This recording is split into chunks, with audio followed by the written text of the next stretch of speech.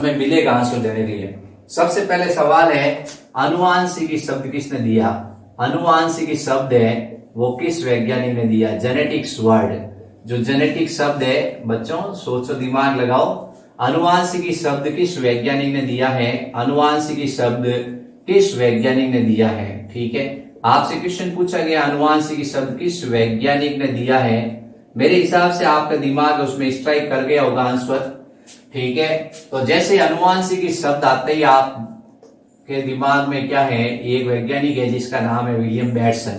Bateson नामक वैज्ञानिक ने अनुवांशिकी शब्द दिया था। ठीक है, आंसर है बैटसन। क्या है, बैटसन है।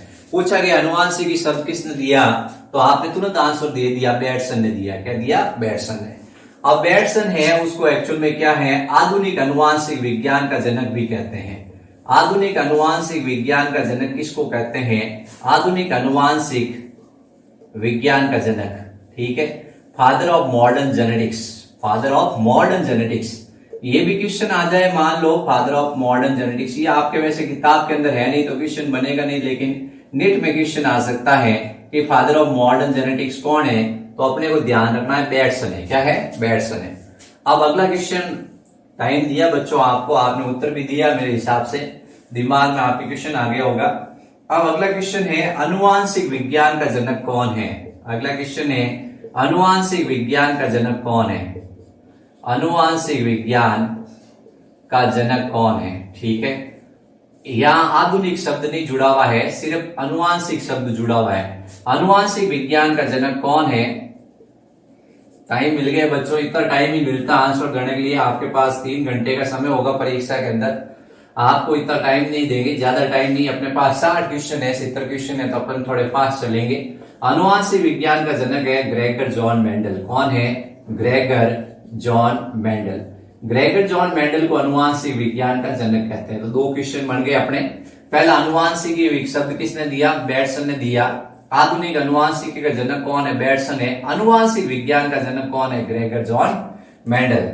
अब अगला सवाल है अनुवांशिकी किसे कहते हैं। अनुवांशिकी किसे कहते हैं, अनुवांशिकी किसे कहते हैं। तो अनुवांशिकी किसे कहते हैं, तो विज्ञान की वह शाखा, विज्ञान की वह शाखा, विज्ञान की वह शाखा, विज्ञान की एक ऐसी शाखा जिसमें अनुवांशिकता और विभिन्नता का अध्ययन किया जाता है, जिसमें अनुवांशिकता और विभिन्नता का अध्ययन किया जाता है। अनुवांशिकता और विविधता का अध्ययन किया जाता है, यानी अपन कहते हैं हेरिडिटी और वेरिएशन की स्टडी की जाती है, जिसमें हेरिडिटी यानी अनुवांशिकता और विविधता यानी वेरिएशन का अध्ययन किया जाता है, उसको अपन कहते हैं अनुवांशिकी, जेनेटिक्स। क्या कहते हैं, जेनेटिक्स। तो ये अपन ने 3 क्वेश्चन पढ़ लिए हैं। अब उसके बाद अगला क्वेश्चन है मेंडल के शोध पत्र का नाम क्या है। क्वेश्चन नंबर 4 है मेंडल के शोध पत्र का, मेंडल ने जो रिसर्च की थी उसका एक शोध पत्र था। मेंडल के शोध पत्र का नाम क्या है, बताओ बच्चों। मेंडल ने जो शोध पत्र प्रस्तुत किए थे, इंपॉर्टेंट क्वेश्चन आता है एग्जाम के अंदर बच्चे, 20 से क्वेश्चन है। मेंडल के शोध पत्र का नाम बताओ, तो अपन इसका आंसर बताएंगे। शोध पत्र का नाम है पादप संकरण में प्रयोग, पादप संकरण के प्रयोग, पादपों में संकरण के प्रयोग। ठीक है, पादपों में जो संकरण के प्रयोग है, प्लांट हाइब्रिडाइजेशन एक्सपेरिमेंट है, plant hybridisation experiment, plant hybridisation experiment, plant hybridisation experiment यानी पादप संकरण के प्रयोग है, ये शोध पत्र का नाम था। ठीक है, अब मेंडल ने जो शोध पत्र प्रस्तुत किए थे वो कौन सी संस्था के सामने किए थे, Brünn natural history society, Brünn natural history society, ये एक संस्था थी ऑस्ट्रिया के अंदर, ब्रून नेचुरल हिस्ट्री सोसाइटी। इस सोसाइटी के सामने अपने शोध पत्र प्रस्तुत किए थे। तो अपन ने ये क्वेश्चन पढ़े छोटे छोटे, आप लोग ये मेरे हिसाब से क्वेश्चन, आपको काफी कुछ क्वेश्चन इसमें से आते होंगे, लेकिन आप धीरे धीरे सारे क्वेश्चन आपको आने शुरू हो जाएंगे। इस पार्ट में ज्यादातर बड़े क्वेश्चन इंपॉर्टेंट है, जैसे मेंडल का द्वितीय संकर संकरण प्रयोग है, जैसे मेंडल का एक संकर संकरण प्रयोग है, जैसे सहलग्नता किसे कहते हैं, इन सब के वीडियो मेरे डाले हुए हैं। आप लोग वीडियो देखो ये, और उसके बाद मेरे चैनल पे जाओ, और भी वीडियो मिलेंगे आपको इन सारे पार्ट्स के। अगला सवाल एक बहुत छोटा सा क्वेश्चन है, मनुष्य में टाइम देंगे आपको, आराम सोच के बताना। मनुष्य में XXXY विकार क्या कहलाता है? एक मनुष्य है जिसमें अतिरिक्त X गुणसूत्र है। मनुष्य में आपको पता ही है XY गुणसूत्र होता है नर मनुष्य में, ठीक है। इसमें ट्रिपल X और Y विकार को क्या कहते हैं? वो क्या कहते हैं? बच्चों ये क्वेश्चन करने से पहले मैंने एक तरीका बना रखा, उसको आपको बता देते हैं। पैड टिकट, पैड टिकट, ये ध्यान रखना है आपको, याद रखना है। पैड, PAD, पैड, टिकट, ठीक है, पैड टिकट। तो P का मतलब है पटाऊ, क्या है? P का मतलब पटाऊ, E का मतलब एडवर्ड, और D का मतलब डाउन, T का मतलब टर्नर, और K का मतलब क्लाइनफेल्टर।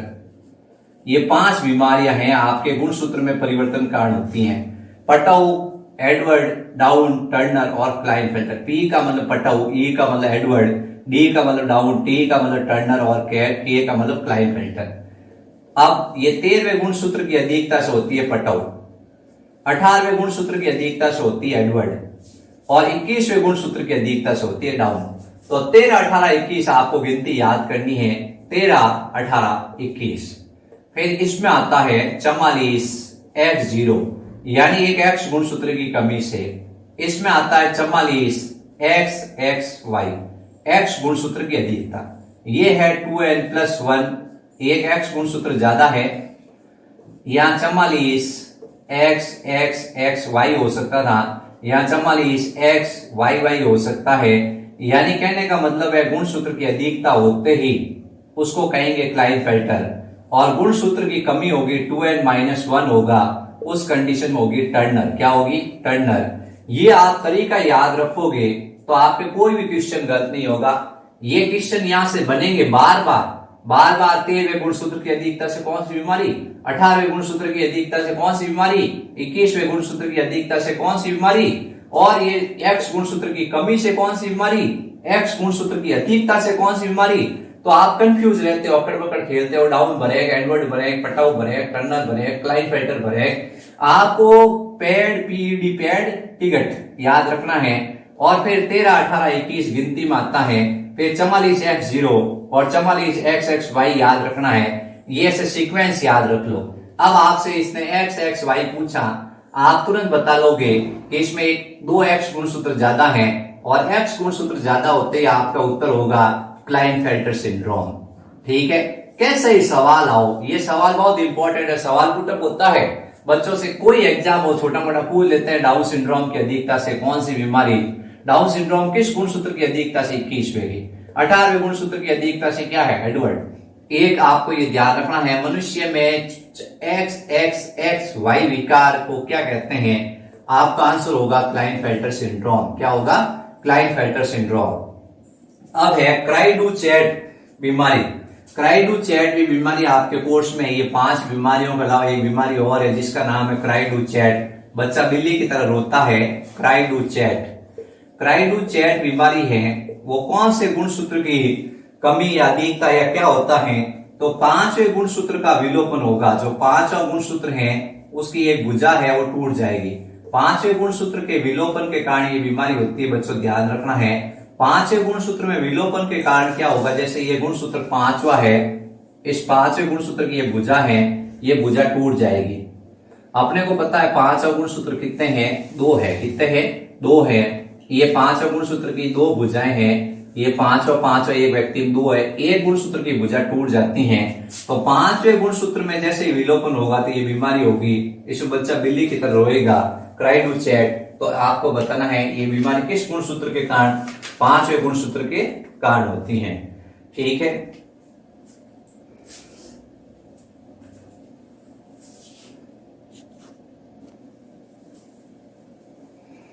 अब सवाल है वर्णांता। क्या है क्वेश्चन? वर्णांता में से, वर्णांता में क्या है?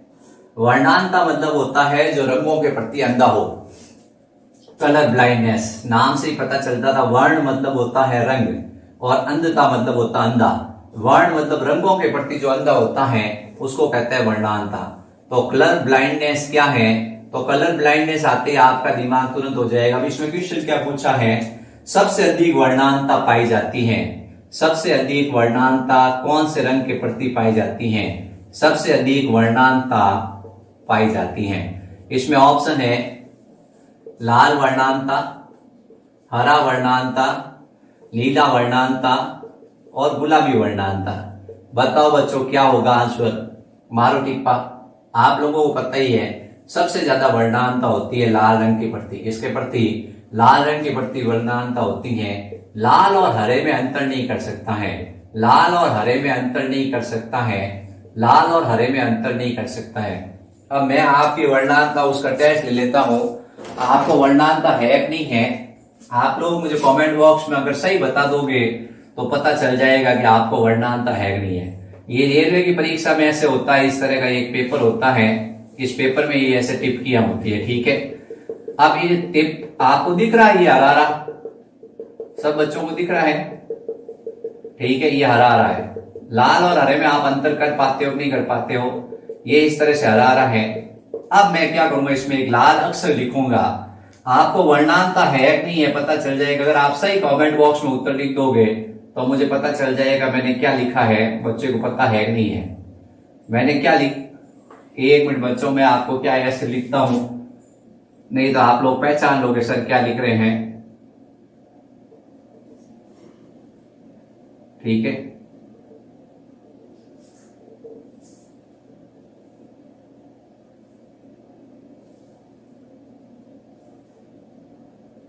मिटाया कुछ नहीं है मैंने, ये मैं सोचना सर ने कुछ मिटा दिया है। आप मुझे बताना क्या है, अक्षर क्या लिखा मैंने, ठीक है।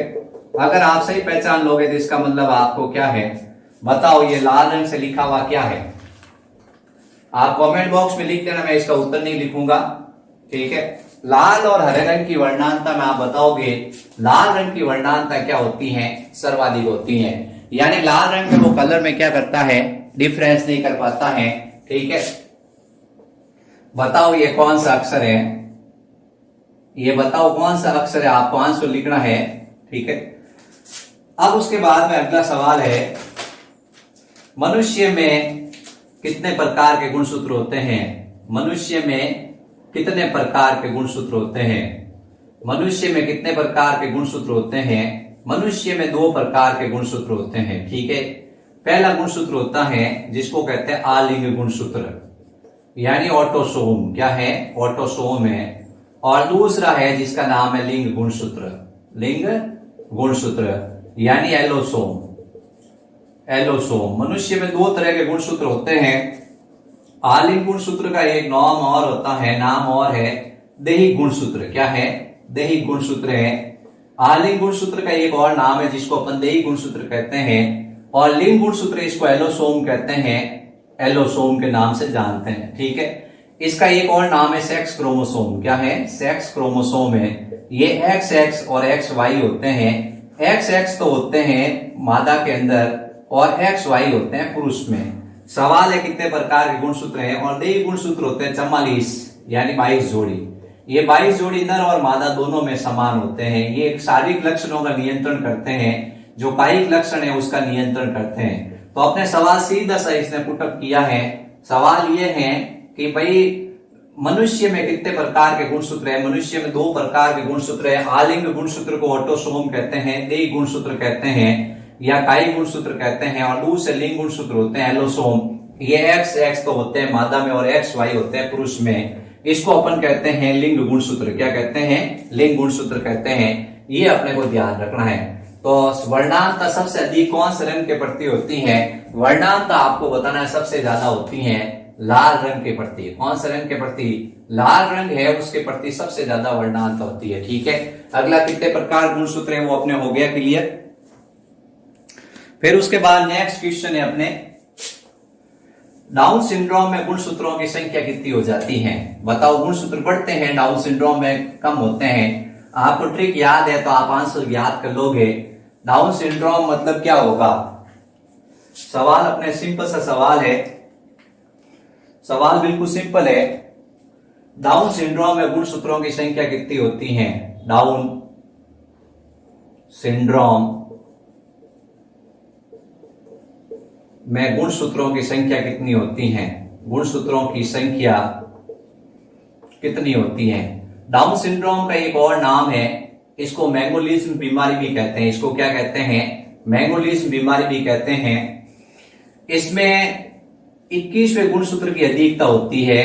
21वें गुणसूत्र की अधिकता होती है। ट्राइसोमी कंडीशन है। बच्चे के अंदर 21वें गुणसूत्र 3 होते हैं। 2n+1, इसका मतलब उसमें कितने गुणसूत्र होंगे? 47 गुणसूत्र होंगे। तो डाउन सिंड्रोम में गुणसूत्रों की संख्या कितनी होगी? तो आप यहां से आंसर पुटअप करोगे 47। कितने होते हैं? 47। एक गुणसूत्र उस बच्चे में क्या होगा? ज्यादा होगा।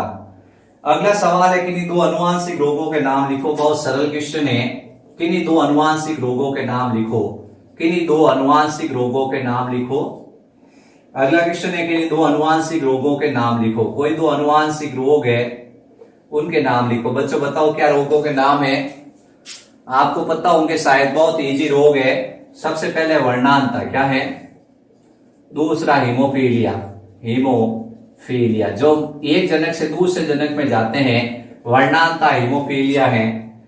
अगला क्वेश्चन है, टर्नर सिंड्रोम में गुणसूत्रों की संख्या। बच्चों क्वेश्चन वहीं से पुटअप हो रहे हैं। टर्नर सिंड्रोम में गुणसूत्रों की संख्या। टर्नर सिंड्रोम में गुणसूत्रों की संख्या।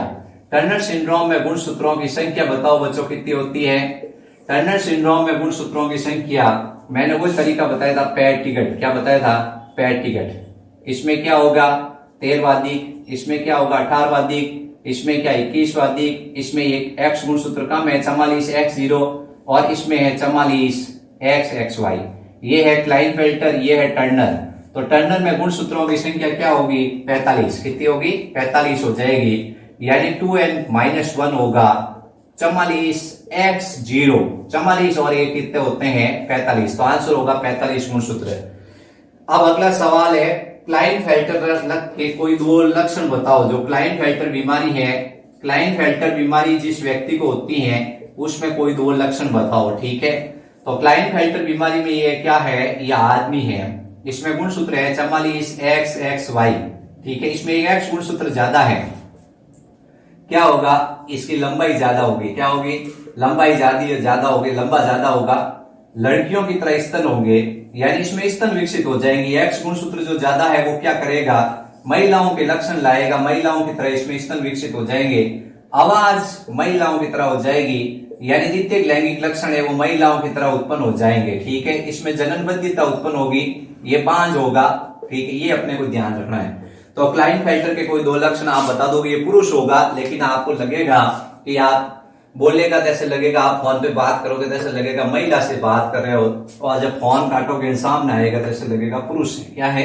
पुरुष है। लेकिन इसमें स्तन विकसित हो जाएंगे, आवाज महिलाओं की तरह होगी, लंबा ज्यादा होगा। ठीक है,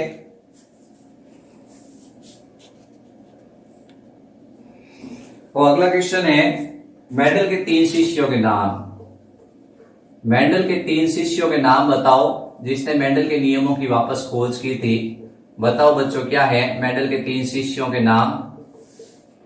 ठीक है, अब मैं तो मेरे शिष्यों के हजारों नाम बता सकता हूं, बहुत मेरे अच्छे अच्छे शिष्य हैं। आपको मेंडल के 3 शिष्य पूछे हैं, तो अपन सबसे पहला नाम बताएंगे हॉलैंड। हॉलैंड है, हॉलैंड के हुगो डी ब्रिज। हॉलैंड के पहला वैज्ञानिक आपको बताना है, हॉलैंड के हुगो डी ब्रिज। हाथ से हा मिलाना है। हॉलैंड का कौन है? हुगो डी ब्रिज है। फिर जर्मनी है, जर्मनी का नाम थोड़ा अटपटा है, Erich von Tschermak. Erich von Tschermak. फिर है ऑस्ट्रिया, क्या है? ऑस्ट्रिया का कॉल कॉरेंस। क्या है? Call Correns. ये 3 वैज्ञानिक थे जिसने 1900 के अंदर मेंडल के नियम वापस खोजे, और मेंडल अपने जीवन भर में सफलता नहीं मिली, लेकिन उसको उसके बाद उसके तीनों शिष्य इतने आज्ञाकारी थे कि मेंडल को अनुवांशिकता का पिता यानी अनुवांशिकता का जनक है उसकी श्रेणी में ला खड़ा किया। यानी मेंडल ने जो बातें कही थी वो सही थी कि लक्षणों का नियंत्रण कार्य करते हैं। तो मेंडल के 3 शिष्यों के नाम है ऑस्ट्रिया का कॉल कॉरेंस, जर्मनी का इरिक वॉन शेरमार्क और हॉलैंड के हुगो डी ब्रिज। फिर उसके बाद अगला सवाल है वी पुंसन किसे कहते हैं। वी पुंसन के बारे में आपसे पूछा, वी पुंसन क्या है? वी पुंसन मतलब इमैस्क्यूलेशन। इमैस्क्यूलेशन आपको ये बार बार याद नहीं होता, तो इस परिभाषा के अंदर ही, इस प्रश्न के अंदर ही उत्तर है। मैं बताऊं कैसे। वी मतलब पृथक करना, और पू मतलब होता है पुष्प का नर भाग यानी पुंकेसर। क्या है? पू का मतलब है पुंकेसर। पुष्प के नर भाग को पृथक करना यानी पुष्प के पुंकेसर भाग को, ये पुष्प है, ये पुंकेसर है और ये स्त्री केसर है। आपने चक्कू लिया, आपने कैंची ली और इस पुष्प के नर भाग को काट दिया। क्या कर दिया? मादा को मत काटना, सिर्फ नर को ही काटना। तो पुष्प के नर भाग को पृथक किया जाता है। पुष्प के नर भाग अर्थात पुंकेसर भाग को पृथक करना, काट कर, कैंची की सहायता से अपन काट कर पृथक करते हैं, वी पुंसन कहते हैं। इस परिभाषा के अंदर ही संपन्न है। वी का मतलब हटाना। किसको हटाना? पू का मतलब पुंकेसर है। पुमंग भी लिख सकते हैं, पुमंग। क्या लिख सकते हैं? पुमंग। पू का मतलब पुमंग।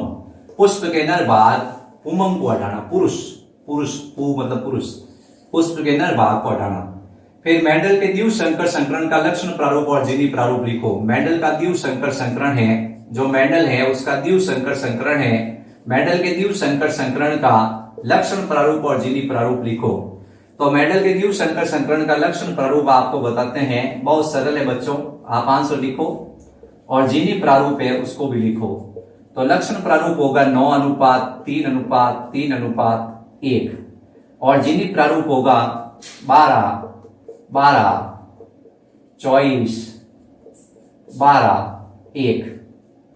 12:12:24:12:1 आपको आराम से याद रहेगा। 12:12:24 12:12 कितने होते हैं? 24। फिर 1 की जगह अपन 12 और 1 याद कर लेंगे। ठीक है, तो अपन ऐसे याद कर लेंगे 12:12:24:12:1। गिन लेना, आपको गिनती याद हो जाएगी। 16 होना चाहिए टोटल। 2 और 1 3, 3 1 4, 4 2 6, 6 2 8, 8 4 12, 12 1 13, 13 और 2 15 और 1 16। तो हो गए आपके पूरे 16। ठीक है, तो अपने को ये 17 क्वेश्चन हो गए हैं। एक संकर संकरण का लक्षण प्रारूप और जीनी प्रारूप लिखो। एक संकर संकरण का लक्षण प्रारूप और जीनी प्रारूप लिखो। तो एक संकर संकरण का लक्षण प्रारूप 3:1, जीनी प्रारूप 1:2:1। ये चीजें ध्यान रखनी है। ये बच्चों क्वेश्चन आप लोग पक्के याद कर लेना, आपको परीक्षा में कोई भी क्वेश्चन मिल सकता है।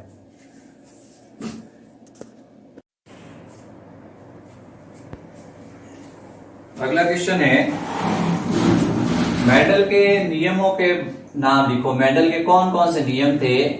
मेंडल के नियमों के नाम लिखो। मेंडल के नियम कौन कौन से थे? मेंडल ने 3 नियम दिए थे। सबसे पहला नियम था प्रभाविता का नियम। कौन सा था? प्रभाविता का नियम। सबसे पहला नियम था प्रभाविता का नियम। दूसरा था विसंयोजन का नियम। कौन सा था? विसंयोजन का नियम था। और तीसरा था स्वतंत्र अपव्यूहन का नियम। क्या था? स्वतंत्र अपव्यूहन का नियम। तो ये मेंडल के 3 नियम थे बच्चों, ये भी याद रखना कौन कौन से नियम थे। सबसे पहले प्रभावित विसंयोजन को नियम को युग्मकों की शुद्धता का नियम भी कहते हैं। इसका नाम और एक है युग्मकों की शुद्धता का नियम। अब सवाल है कि एक संकर संकरण पर कौन से आधारित थे? एक संकर संकरण प्रयोग पर 2 नियम आधारित थे। एक संकर संकरण प्रयोग पर 2 नियम आधारित थे, प्रभाविता का नियम और विसंयोजन का नियम।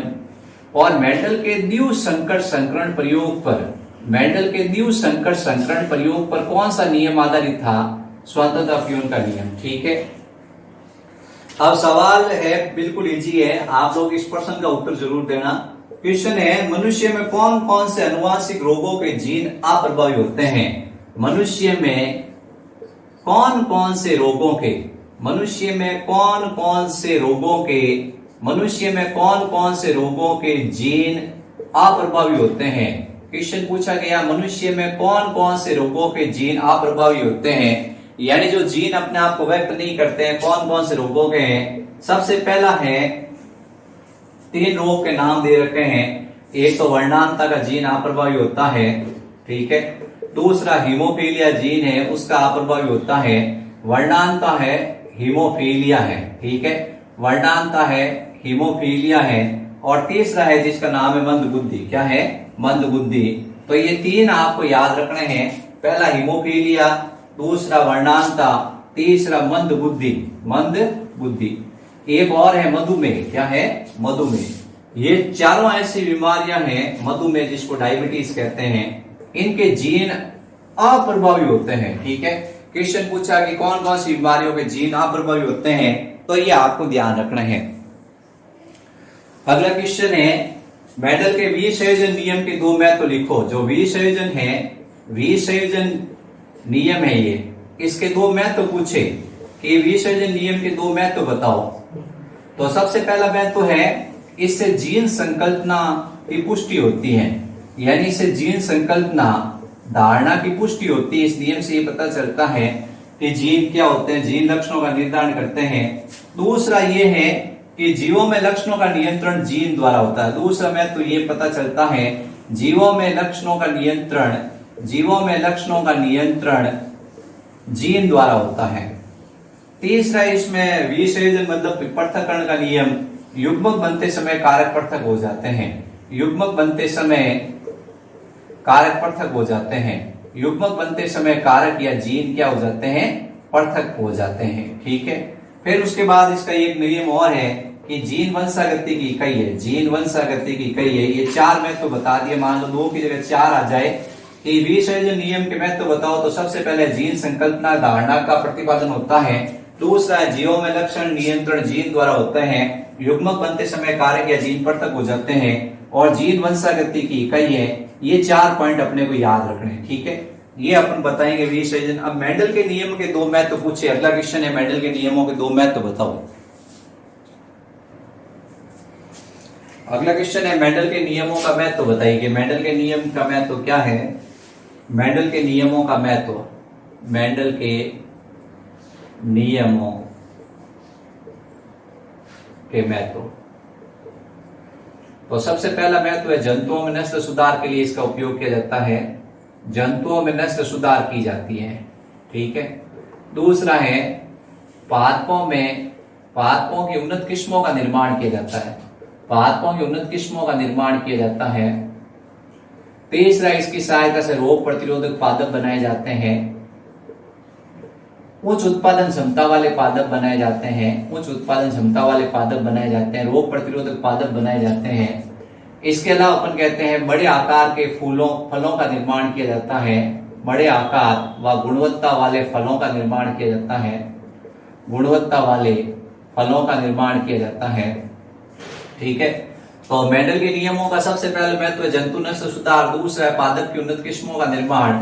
तीसरा रोग प्रतिरोधक पादपों का निर्माण। उच्च उत्पादन क्षमता वाले पादप, बड़े आकार व गुणवत्ता वाले फलों का निर्माण। चौथा संकरण तकनीक के बारे में ज्ञान होना। इसकी सहायता से संकरण तकनीक है उसका ज्ञान होना, यानी संकरण तकनीक के बारे में अपने को पता चलता है। पांचवा इसकी सहायता से अपन क्या करते हैं, प्रभावी और अप्रभावी लक्षणों का पता लगा सकते हैं। प्रभावी व अप्रभावी गुणों का अध्ययन कर सकते हैं कि कौन से प्रभावी गुण होते हैं, कौन से अप्रभावी गुण होते हैं। ये संकरण तकनीक है। तो मेंडल के नियमों का महत्व एक्चुअल में क्या है, जंतु नस्ल सुधार करने में। जैसे अच्छी गाय है, अच्छे भैंस है जो दूध ज्यादा देती है, दूध गुणवत्ता युक्त होता है। तो जंतु नस्ल सुधार में, पादप की उन्नत किस्मों के निर्माण में, रोग प्रतिरोधक पादपों का निर्माण करने में ये मेंडल के नियमों का महत्व है। अब अगला सवाल है संकर पूर्वज संकरण और परीक्षण संकरण की परिभाषा लिखो कि संकर पूर्वज संकरण क्या है। संकर पूर्वज संकरण, संकर पूर्वज संकरण यानी इसको कहते हैं बैक क्रॉस। क्या कहते हैं, बैक क्रॉस। F1 पीढ़ी के पादप है, जो F1 पीढ़ी के पादप है उसका किसी भी जनक के साथ क्रॉस करवाया जाता है। किसी भी जनक के साथ अपन प्रभावी जनक के साथ करवाते हैं तो अपन कहते हैं F1 पीढ़ी के पादपों का किसी भी जनक के साथ, जैसे F1 पीढ़ी का पादप है इसका प्रभावी जनक के साथ क्रॉस कराएंगे। दो तरह के युग्मक बनेंगे इससे, कैपिटल टी और स्मॉल टी। इससे एक ही तरह का युग्मक बनेगा कैपिटल टी। इसको अपन गुणा करेंगे कैपिटल टी, इसको गुणा करेंगे कैपिटल टी स्मॉल टी। ठीक है बच्चों, ये कैसा होगा, लंबा होगा, ये कैसा होगा, लंबा होगा। तो इसका लक्षण प्रारूप तो सब पौधे लंबे हैं। क्या है, सब पौधे लंबे हैं। इसका जीनी प्रारूप आएगा वो 1:1 आएगा, ध्यान रखना। इसका जीनी प्रारूप 1:1 आएगा, लक्षण प्रारूप इसका नहीं आएगा। अगला संकर पूर्वज संकरण किसे कहते हैं और दूसरा है परीक्षण संकरण किसे कहते हैं। परीक्षण संकरण किसे कहते हैं, टेस्ट क्रॉस। बताओ बच्चों परिभाषा क्या होती है टेस्ट क्रॉस की। परिभाषा वही F1 पीढ़ी के पादपों का संकरण, F1 पीढ़ी के पादपों का संकरण, F1 पीढ़ी के पादपों का संकरण अप्रभावी जनक के साथ। किसके साथ, अप्रभावी जनक के साथ। ठीक है, F1PD का पादप है ये। और अप्रभावी जनक आपको पता ही ये है, इससे दो तरह के युग्मक बनेंगे, कैपिटल टी और स्मॉल टी। इससे एक ही तरह का युग्मक बनेगा, स्मॉल टी स्मॉल टी। इसको क्रॉस करवाएंगे, कैपिटल टी स्मॉल टी। इसको क्रॉस करवाएंगे, स्मॉल टी स्मॉल टी। आधे लंबे और आधे बोले कैसे होंगे, आधे लंबे और आधे बोले। इसका जीनी प्रारूप और लक्षण प्रारूप दोनों 1:1 आएगा, ये चीज ध्यान रखनी है। तो सवाल यहां से पुटअप होता है, संकर पूर्व संकरण और परीक्षण संकरण क्या है। सॉरी, संकर पूर्व संकरण का मतलब F1PD के पादप है, उसका किसी भी जनक के साथ संकरण करवा देते हैं। प्रभावी लेते हैं अपन, अप्रभावी नहीं लेते हैं, क्योंकि अप्रभावी परीक्षण में लिया है। और F1PD के पादपों का संकरण अप्रभावी जनक के साथ करवाते हैं। अब ये आपको बढ़ाना आना चाहिए, आप लोग इसको प्रैक्टिस करो, और मेरे हिसाब से आप लोग प्रैक्टिस करोगे तो आप इसको सीख जाओगे। मैंने इसका पूरा वीडियो बना रखा है, संकर पूर्व संकरण और परीक्षण संकरण, आप सर्च कर लेना और उस पूरे वीडियो को देख लेना। उसमें जीनी प्रारूप लक्षण प्रारूप पूरा हो जाएगा क्लियर आपके। तो ये संकर पूर्व संकरण और परीक्षण संकरण है, दोनों की परिभाषा याद होनी चाहिए आप लोगों को पूरी अच्छी तरह कि भाई परिभाषा क्या है। ठीक है, तो संकर पूर्व संकरण और परीक्षण संकरण अपने ये हो गया। क्या है कि अपने पास टाइम कम है थोड़ा, इसलिए अपन क्या है कि फास्ट बता रहे हैं आपको। छोटे छोटे सवाल हैं, आप लोग इजीली लिख लिख के याद करो। आखिर आपको क्या प्रैक्टिस तो खुद को करनी पड़ेगी। मैं कितना ही अच्छा बना दूंगा संकर पूर्वज, आप कहोगे जितना अच्छा मैं एक्सप्लेन कर सकता हूँ बोर्ड के ऊपर, लेकिन आपको क्या है खुद को प्रैक्टिस करनी है बार बार बनाकर। अगला सवाल है एलील की परिभाषा। क्वेश्चन है एलील या युग्म विकल्पी की परिभाषा बताओ। एलील या युग्म विकल्पी है उसकी परिभाषा बताओ। किसी भी अपन कहते हैं कोई भी लक्षण है, क्या है, कोई भी कारक या कोई भी लक्षण है, उसके दो विकल्पी रूप होते हैं। किसी कारक या जीन, किसी कारक या जीन के दो या दो से अधिक विकल्पी रूप, दो या दो से अधिक विकल्पी रूप, विकल्पी दो या दो से अधिक विकल्पी रूप एलील कहलाते हैं। क्या कहलाते हैं, एलील कहलाते हैं। ठीक है, एलील को इंग्लिश में कहते हैं युग्म विकल्पी। कोई भी कारक या जीन के दो या दो से, ये कारक है, इसके जीन के दो रूप हैं, एक है लंबा और एक है बोना। तो कोई कारक या जीन है, उसके दो या दो से अधिक विकल्पी रूप, इसको एलील कहते हैं। जैसे IG, आई लिखा हुआ इम्यूनोग्लोबुलिन ए, इम्यूनोग्लोबुलिन बी और I0। तो ये क्या है, ये तीन विकल्पी रूप है। क्या है, तीन विकल्पी रूप है जो रक्त के लक्षण का नियंत्रण करते हैं।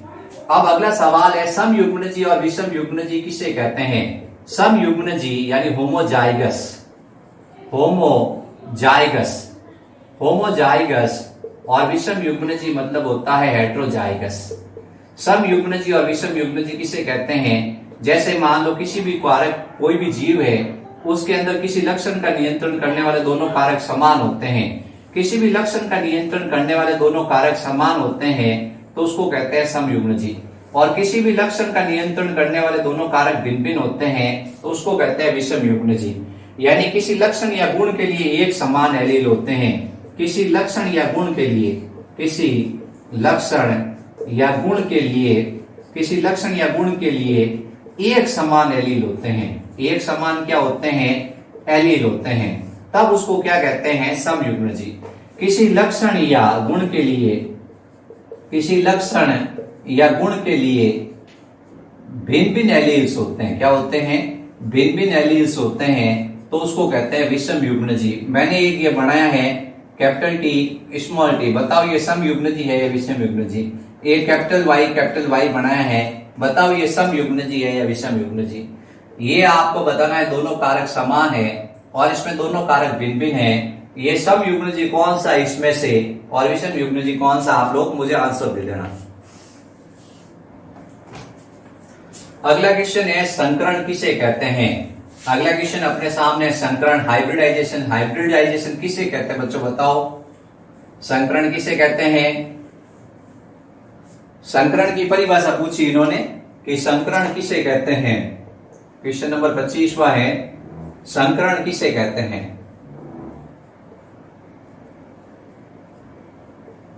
आनुवांशिक रूप से दो भिन्न जनकों के मध्य क्रॉस करवाना।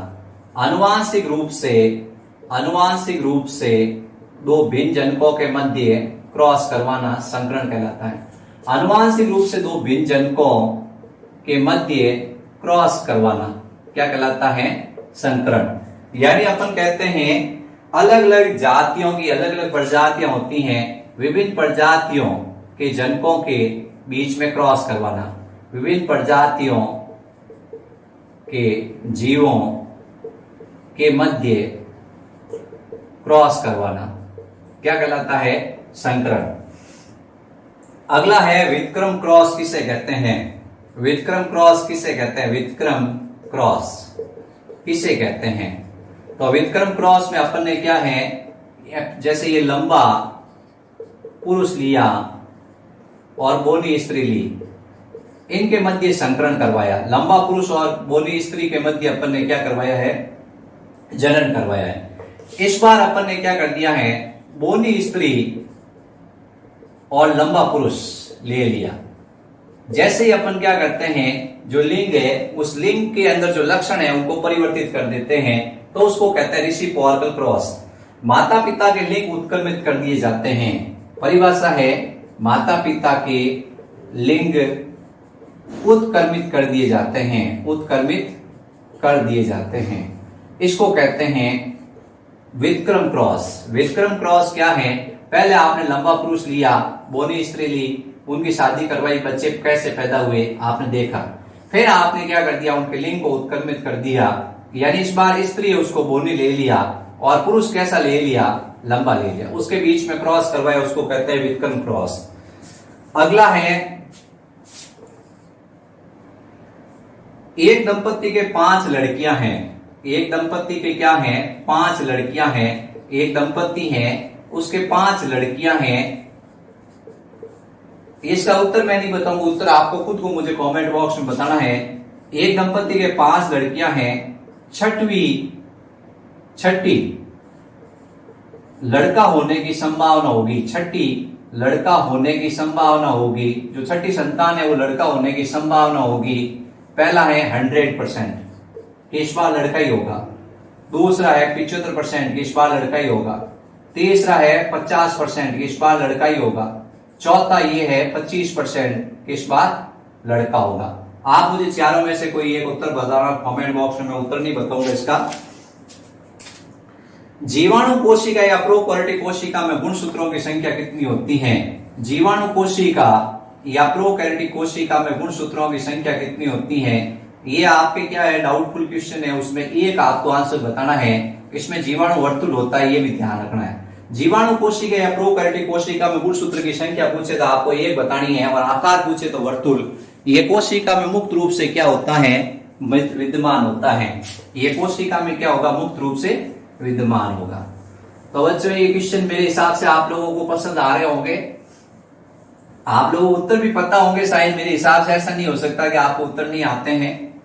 ये बात है कि आप लोग प्रैक्टिस कर रहे हो नहीं कर रहे हो, उसके ऊपर आपके हैं। अब निमेटोडा में गुणसूत्रों की संख्या कितनी होती है? अगला क्वेश्चन है निमेटोड से, उसमें गुणसूत्र की संख्या कितनी होती है? निमेटोड में गुणसूत्र होते हैं 2। कितने होते हैं? 2।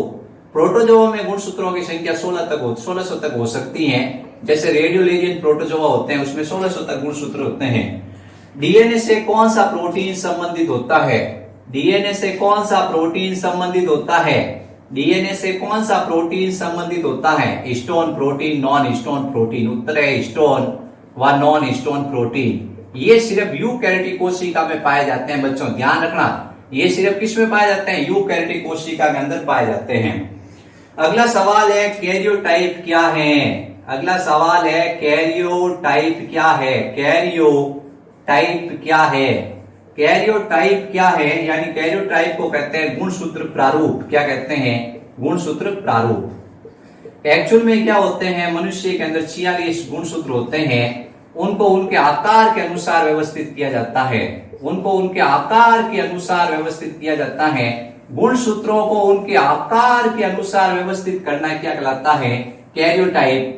और जैसे ये गुणसूत्र इनको लिया, आपने उनके आकार के अनुसार व्यवस्थित कर दिया। अलग अलग आकार है उसके अनुसार आपने व्यवस्थित कर दिया। जैसे ये लंबा गुणसूत्र है, ये और अपन कह रहे हैं थोड़ा और लंबा है, इसमें सब में अलग अलग प्रकार के गुणसूत्र हैं, सबको आपने आकार के अनुसार व्यवस्थित कर दिया है, इसको अपन कहते हैं कैरियोटाइप। और ये जो आकार के अनुसार व्यवस्थित किया जाता है उसके फलस्वरूप आपको एक चित्र प्राप्त होता है, इस चित्र को कहते हैं ईडियोग्राम। क्या कहते हैं?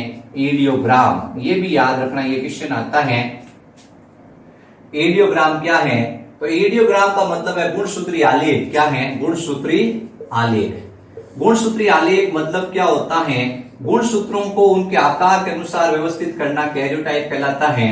और उसके फलस्वरूप जो मानचित्र प्राप्त होता है उस मानचित्र को ईडियोग्राम के नाम से जानते हैं। ठीक है, ईडियोग्राम नहीं, ईडियोग्राम बोलना। ठीक है। फिर अगला क्वेश्चन ये है, मैंगोलिज्म या डाउन सिंड्रोम का कारण क्या है? मैंगोलिज्म या डाउन सिंड्रोम का कारण क्या? मंगोलिज्म या डाउन सिंड्रोम का कारण वही आपके पास टिकट पैड टिकट। तो आप बताओगे 21वें गुणसूत्र की अधिकता। क्या होगा? उत्तर होगा 21वें गुणसूत्र की अधिकता।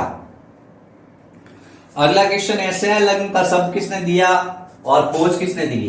तो सहलग्नता शब्द है वो दिया था मॉर्गन ने और खोज की थी आपको बताना सट्टन ने। किसने की थी? सट्टन ने की थी। तो सहलग्नता शब्द किसने दिया बच्चों? सहलग्नता शब्द दिया था मॉर्गन ने। क्या है? सहलग्नता शब्द मॉर्गन ने दिया।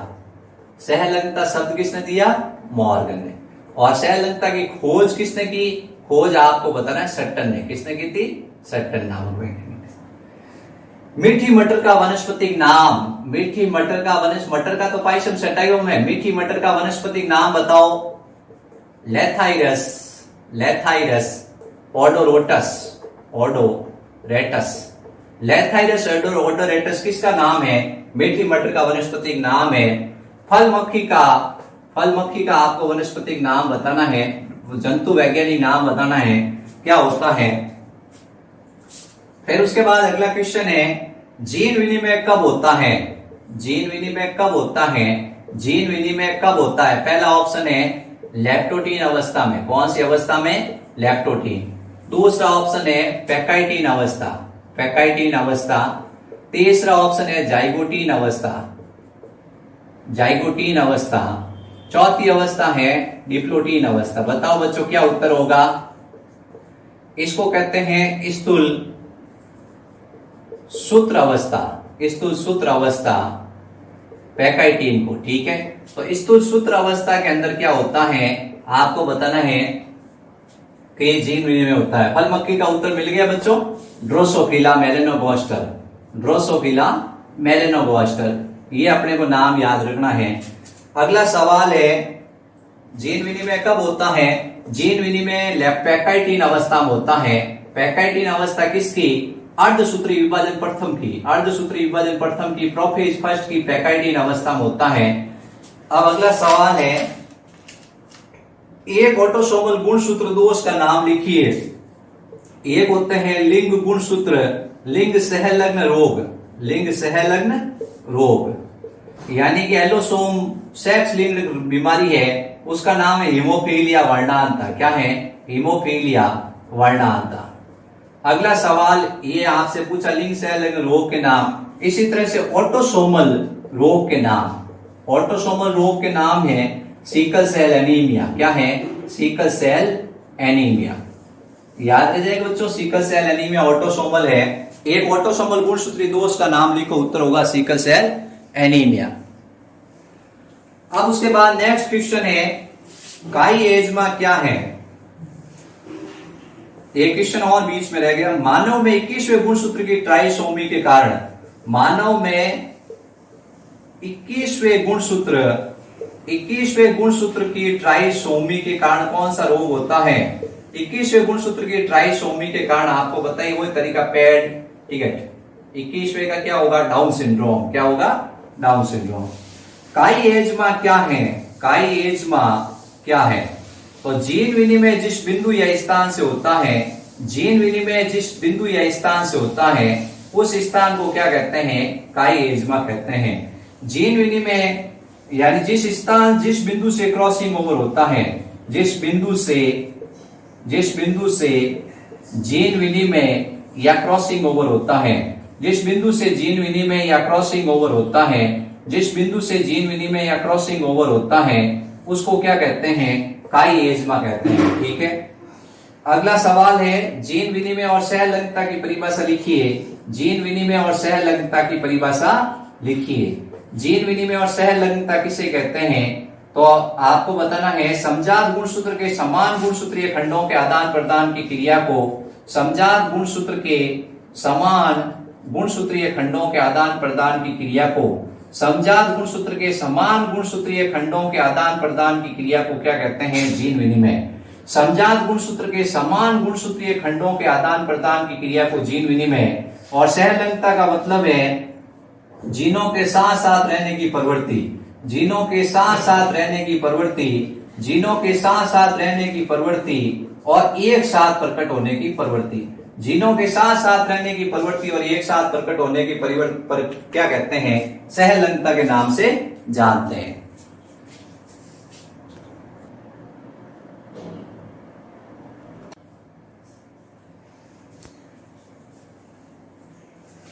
अगला है क्रिस क्रॉस वंशागति किसे कहते हैं? क्रिस क्रॉस वंशागति किसे कहते हैं? क्रिस क्रॉस वंशागति किसे कहते हैं? या इसका एक और नाम है आड़ी तिरछी वंशागति। क्या है? आड़ी तिरछी वंशागति। ठीक है, क्रिस क्रॉस वंशागति को आड़ी तिरछी वंशागति कहते हैं। एक्स गुणसूत्र पर पाए जाने जीन पुरुष और स्त्री दोनों की सदा में, जैसे एक्स गुणसूत्र पे कोई जीन है वो पुरुष और स्त्री दोनों के अंदर क्या करते हैं? अपने आप को अभिव्यक्त करते हैं। और इन जीनों की अभिव्यक्ति को क्या कहते हैं? क्रिस क्रॉस कहते हैं। एक्स और वाई गुणसूत्र पे स्थित जीन होते हैं, ये जीन क्या करते हैं? पुरुष और स्त्री दोनों के अंदर अभिव्यक्त होते हैं। पुरुष के अंदर भी अभिव्यक्त होंगे और स्त्री के अंदर भी अभिव्यक्त होंगे। इसकी अपन कह सकते हैं कि जैसे पिता है, उस पिता से क्या होते हैं? लक्षण पुत्री में आते हैं और पुत्री से लक्षण होते हैं वो पुत्र में जाते हैं। ऐसी वंशागति को अपन क्या कहते हैं? क्रिस क्रॉस वंशागति कहते हैं। ठीक है, तो परिभाषा सिंपल सी है कि एक्स गुणसूत्र पुरुष और स्त्री दोनों में पाए जाते हैं और एक्स गुणसूत्र पे कोई अप्रभावी जीन है जो क्या करता है? एक पीढ़ी से दूसरी पीढ़ी में जाता है। ऐसी वंशागति को कहते हैं क्रिस क्रॉस वंशागति। नेत्र में कौन सी कोशिकाएं पाई जाती हैं जो रंगों का विभेद करती हैं? नेत्र में कौन सी कोशिकाएं पाई जाती हैं? नेत्र में कौन सी कोशिकाएं पाई जाती हैं जो रंगों का विभेद करती हैं? तो उत्तर है शंकु कोशिका। क्या है? शंकु कोशिका यानी कौन सेल। क्या है? कौन सेल। इसको क्या कौन सी परत में पाई जाती है? रेटिना में। क्या पाई जाती है? रेटिना में। या रंगा कोशिका भी लिख सकते हैं। कौन सी कोशिकाएं? रंगा कोशिकाएं। अब अगला सवाल है वर्णांता में पुरुष वाहक क्यों होते हैं? वर्णांता में पुरुष वाहक क्यों होते हैं? पुरुष वाहक क्यों होते हैं और महिलाएं रोगी होती है क्यों?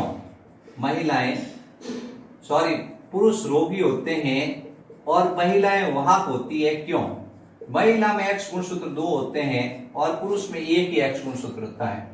अगर ये जैसे जीन एक एक्स गुणसूत्र पे है तो ये जीन अप्रभावी होता है। कैसा होता है? अप्रभावी होता है और अपने आप को व्यक्त नहीं कर सकता है। जबकि पुरुष में ये जीन एक्स गुणसूत्र पे है तो ये क्या है? ये एक ही एक्स गुणसूत्र है और ये कैसा हो जाएगा? प्रभावी हो जाएगा और अपने आप को क्या करेगा? व्यक्त करेगा। यानी विषम युग्मनजी अवस्था में ये जीन अपने आप को प्रकट नहीं करता। महिला के अंदर एक्स गुणसूत्र 2 है और ये विषम युग्मनजी अवस्था है। इस अवस्था में ये जीन क्या होता है? अप्रभावी होता है और अपने आप को प्रकट नहीं कर सकता है। इस कारण महिलाएं वाहक होती हैं। पुरुषों में एक ही जीन होता है, एक ही एक्स गुणसूत्र है और उसमें अगर ये जीन होगा तो ये व्यक्त कर देगा और ये प्रभावी जीन की तरह कार्य करेगा। इसलिए पुरुष रोगी होंगे और महिलाएं कैसी होगी? वाहक होगी। हीमोफीलिया की वंशावली किस राजघराने पर तैयार की गई थी? तो इंग्लैंड की महारानी थी विक्टोरिया। क्या थी? विक्टोरिया थी। उसके ऊपर क्या है आपको बताना है? वंशावली तैयार की गई थी। सिकल सेल एनीमिया का जीन कौन से गुणसूत्र पर होता है? सिकल सेल एनीमिया का जीन 11वें गुणसूत्र पर होता है। किस पे होगा? 11वें गुणसूत्र पे होगा। अब सिकल सेल एनीमिया है उसमें बीटा श्रृंखला पर, सिकल सेल एनीमिया में हीमोग्लोबिन की बीटा श्रृंखला पर 6वीं स्थिति पर ग्लूटेमिक के स्थान पर कौन सा एमिनो अम्ल जुड़ जाता है? ग्लूटेमिक के स्थान पर कौन सा एमिनो अम्ल जुड़ जाता है? हीमोग्लोबिन की हीमोग्लोबिन की बीटा पॉलीपेप्टाइड श्रृंखला है, हीमोग्लोबिन की बीटा पॉलीपेप्टाइड श्रृंखला है, उसमें छठी स्थिति पर ग्लूटामिक के स्थान पर कौन सा एमिनो अम्ल जुड़ जाता है? उत्तर है वेलिन। क्या है? वेलिन जुड़ जाता है, ये ध्यान रखना। उत्तर क्या बताओगे? वेलिन जुड़ जाता है। ठीक है, अब बच्चों 3 क्वेश्चन और रहे हैं।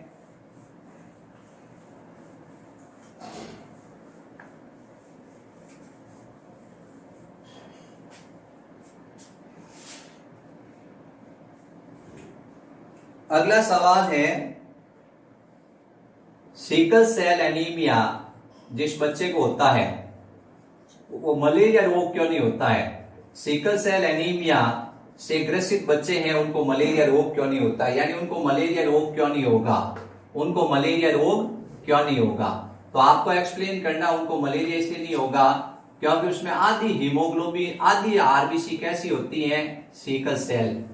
और अपन कहते हैं आधी आरबीसी कैसी होगी? सामान्य होगी। आधी आरबीसी कैसी होगी? सामान्य होगी।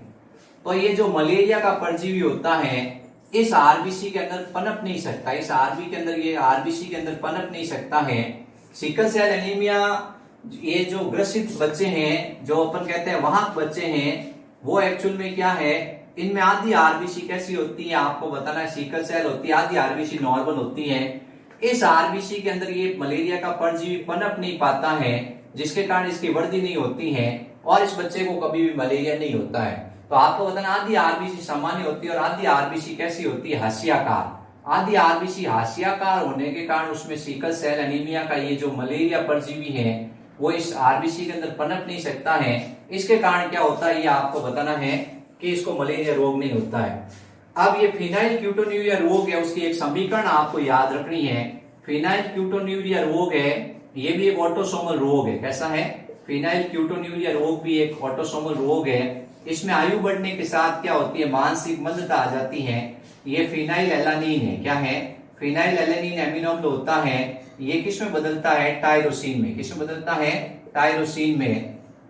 एक एंजाइम है जिसका नाम है phenyl alanine hydroxylase. Phenyl alanine hydroxylase enzyme है। ये एंजाइम क्या करता है? फिनाइल एलानिन को आपको बताना है टायरोसिन में बदलता। हमारे अंदर तो फिनाइल एलानिन किस में बदल रहा है? टायरोसिन में। जिस बच्चे के अंदर 12वें गुणसूत्र पर अप्रभावी जीन होगा, 12वें गुणसूत्र पे जैसे ही अप्रभावी जीन होगा तो फिनाइल एलानिन हाइड्रोक्सिलेज एंजाइम नहीं बढ़ेगा। जब ये एंजाइम नहीं बढ़ेगा तो फिनाइल एलानिन टायरोसिन में बदलेगा नहीं और फिनाइल एलानिन प्रामस्तिष्क मेरुदंड में इकट्ठा होगा और उसमें मानसिक उत्तक, जो मस्तिष्क उत्तक है वो नष्ट हो जाएंगे। उसमें मस्तिष्क उत्तक क्या हो जाएंगे? नष्ट हो जाएंगे। ये अपने को ध्यान रखना है। ठीक है, तो फिनाइल क्यूटोन्यूरिया बीमारी है, इसमें फिनाइल एलानिन कहाँ इकट्ठा होता है? प्रामस्तिष्क मेरुदंड में इकट्ठा होता है। प्रामस्तिष्क मेरुदंड में इकट्ठा होता है और ये फिनाइल एलानिन होता है वो टायरोसिन के अंदर नहीं बदलने के कारण मस्तिष्क में इकट्ठा होता है और मस्तिष्क नष्ट होना शुरू हो जाता है और उसमें मानसिक रूप से मंदता आ जाती है, यानी मानसिक रूप से मंद बुद्धि हो जाता है।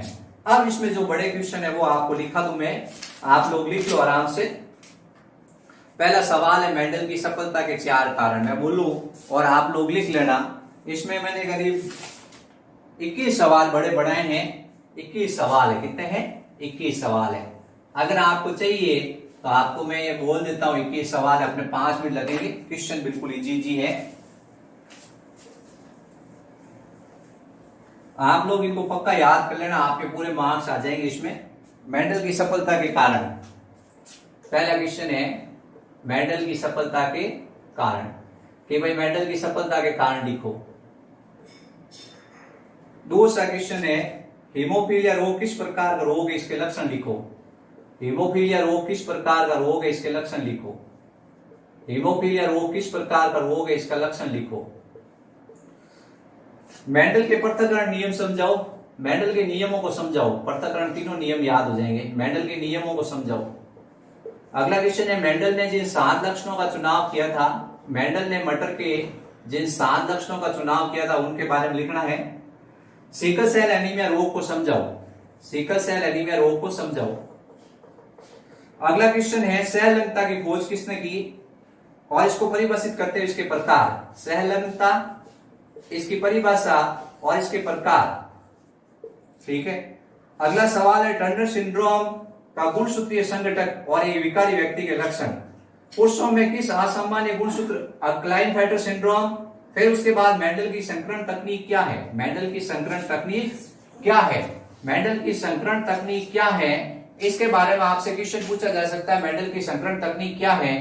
फिर उसके बाद अगला क्वेश्चन है मेंडल के नियमों का क्या महत्व है, मेंडल के वंशागति के नियम लिखो, मेंडल का द्वितीय संकर संकरण प्रयोग समझाओ, मेंडल का एक संकर संकरण प्रयोग समझाओ, मेंडल में ने गुणसूत्रीय विकृतियों, मेंडल की कौन कौन सी गुणसूत्रीय विकृतियों का अध्ययन किया था उनका बताओ, टेस्ट क्रॉस बैक क्रॉस को समझाओ, क्रिस क्रॉस वंशागति किसे कहते हैं, जीन विनिमय के प्रकार को स्पष्ट करते हुए मानव में लिंग निर्धारण क्रिया को समझाओ, जीन विनिमय के प्रकारों को स्पष्ट करते हुए मानव में लिंग निर्धारण क्रिया को समझाओ, क्रिस क्रॉस वंशागति को समझाओ, सामान्य स्त्री और वर्णांत पुरुष की संतान की वंशागति को समझाओ। एक सामान्य स्त्री की शादी आपको किसके साथ करानी है, सामान्य स्त्री है एक्स एक्स और वर्णांत पुरुष है क्या है, वर्णांत पुरुष है, वर्णांत पुरुष का सूत्र होता है एक्स ई वाई।